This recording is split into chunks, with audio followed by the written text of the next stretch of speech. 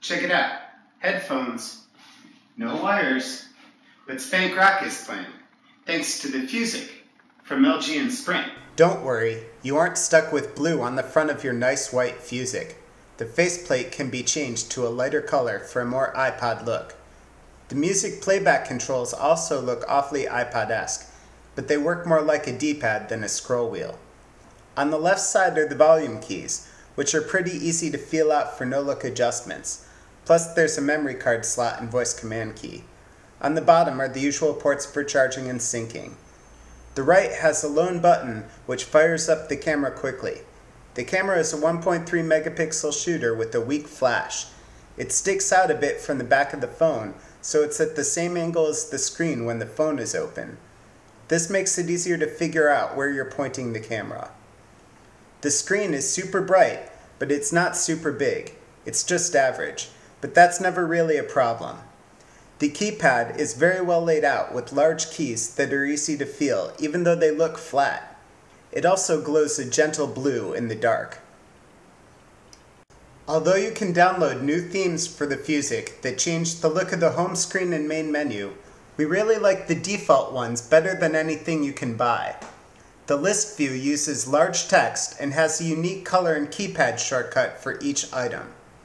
The grid view is equally interesting to look at and even features a mini-map next to the label to show you which item is selected. Since there are 12 entries, each one can also be accessed by pressing the corresponding position on the keypad.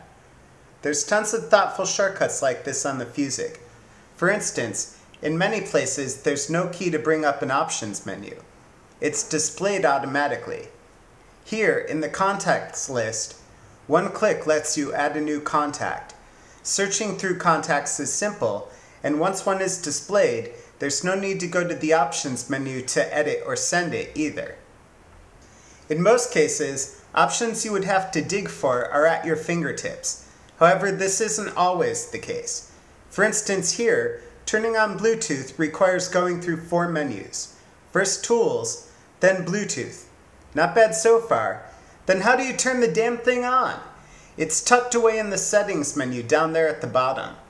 This isn't unusual for some phones, but on one as easy to use as the Fusic, it really stands out like a sore thumb. Remember how we said the downloadable themes are disappointing? This is one of them, and one of the best at that. Screw the themes, it's time to rock. There are 2 media players on the Fusic. This one is for files you copied to the memory card yourself. It's pretty basic in that it only sorts by file name and that's all it displays too. But what it does offer is the ability to play back and control your music using Bluetooth headphones, which means your phone can stay safely tucked away while you rock out or while you take phone calls. The music keeps playing even with the phone closed, and when you pull it out to check the track, there's a pretty slick display. Sadly, other than taking phone calls, you can't do anything else while the media player is active. The music store has a separate player for tracks you buy on the phone or load on the memory card using Sprint software. It's more advanced in that it can sort by ID3 tags, but less advanced because it can't play back through Bluetooth headphones. It also, well, it looks more boring than the other media player too, and it takes longer for a song to load and start playing.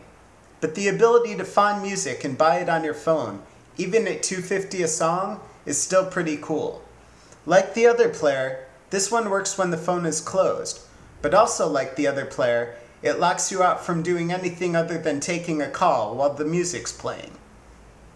Both players have the ability to pump out your music through a low-power FM transmitter, so you can listen to your own tunes over the radio. Unfortunately, the dial in our area is so crowded that we couldn't find a frequency this could work on. Others tell us they've gotten it to work just fine. While we miss being able to keep tunes playing while doing stuff like pounding out a few texts or snapping a picture, there's still plenty to love about the music abilities of this phone. Seriously, the ability to use Bluetooth headphones alone makes us giddy. But it's not just fun to use for music, it's fun to use period. It's easy to use, easy to hold, and easy to slide in your pocket, which we'll be doing as soon as we turn the camera off.